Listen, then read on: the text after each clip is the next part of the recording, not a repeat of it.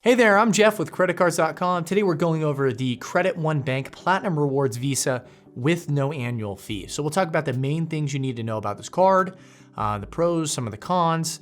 We do have a full review that's on our website though, CreditCards.com. If you're watching on YouTube, I will link that in the video description below. So that's the description below the video screen here. If you're on our site, you can search around and navigate to our full review. I bring that up because this is more of an overview video, but if you want to dig in and learn more about the card, check out our full review. Let's start by discussing the rewards for this card. So it earns 2% cashback rewards on eligible gas and grocery purchases, also 2% on mobile phone, internet, cable, and satellite TV services. So I would say a pretty broad list of categories where you earn decent rewards. I do wish, however, the card earned 2% cashback rewards across the board on all categories. That's not the case. I say that because I think while a lot of people spend money on the categories where this card does earn rewards, most people, at least in my experience, spend the majority of their money in like an other category, on other expenses. And so I think you'll be missing out on some of those with this card. So I wish it had a little bit different scenario for its rewards. Having said that, I think for a lot of people when they're considering this card, maybe the rewards are secondary. You're probably looking at it perhaps as a credit building tool first, and then maybe you're looking at the rewards. And in that vein, one thing I do like about the card is that Credit One provides free access to see your credit score so you can make sure it's trending in the right direction, hopefully. On top of that, the card does come with $0 fraud liability, meaning if you notice any fraudulent charges on the account, you report them in a timely manner.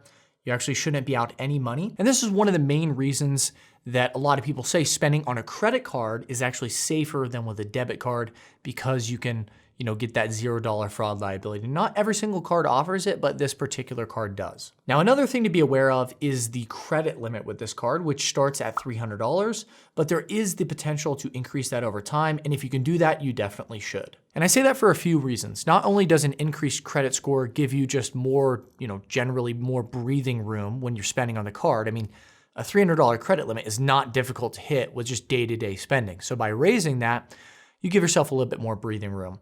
Also, there is a factor of your credit score called credit utilization, which just simply, or a simplified version of it is just the amount of credit you're using divided by the credit you have access to. So if it's just this one card, it is the current balance on the card divided by your credit limit. So if you raise your credit limit and keep your current balance the same, you should see that utilization rate go down, and that should be a positive impact on your credit score. Now, another thing you should know about the card, especially if you do travel outside the US with any regularity, is that this card charges a 3% foreign transaction fee.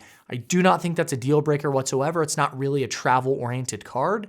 But if you do travel outside the US, you want to get a card that has some travel-related perks because you do not want to get charged 3% foreign transaction fees on every single transaction. So if you get this card, and you travel outside the US, you may want to look into another card in addition. And we have other guides about that on our website. In fact, if you want to look at other competitive cards to this one, you can check the video description below. If you want to look for more travel-oriented cards, you can find that on our website as well. CreditCards.com is, you guessed it, the main repository for all things credit cards on the internet. So that's it for the video. Hopefully it was helpful. I know it was just a quick overview of the card.